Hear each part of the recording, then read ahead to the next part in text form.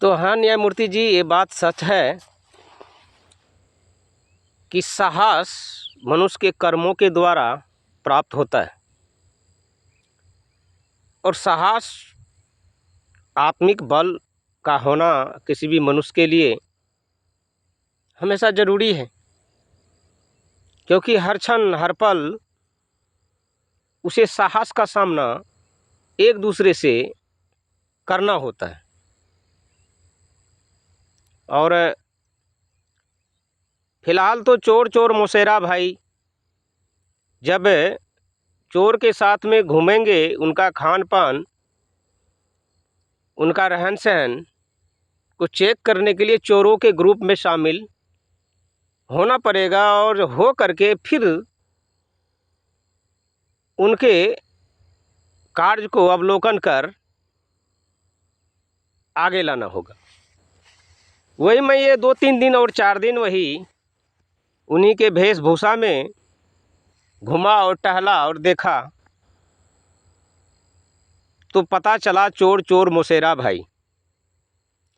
एक दूसरे चोर को दूसरा चोर सलाह देता है, एक ईमानदार आदमी को, तो महसूस होता है वहाँ एक साहस सामने निकल के आती है। और जो साहस मैं वाणी के रूप में या कार्य के रूप में या कर्म के रूप में प्रस्तुत करता जा रहा हूँ, ये साहस कर्मों के द्वारा प्राप्त हुआ, हर मनुष्य को होगा। क्योंकि जब भी कोई कर्म दुष्कर्म में बदल जाता है तो साहस टूट जाती है। ऐसा प्रैक्टिकली है।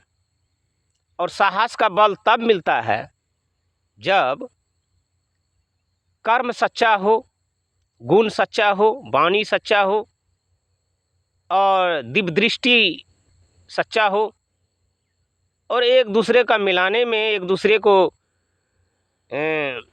सहज कृपा करने में भला हो, तो वहाँ साहस जन्म होता है।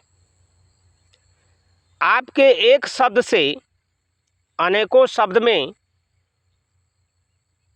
बढ़ोतरी होती है, क्योंकि आप जिस ऊंचे पद पर हैं वहाँ से एक शब्द ही काफ़ी है और एक शब्द पर एक मोटी किताब बनाई जा सकती है,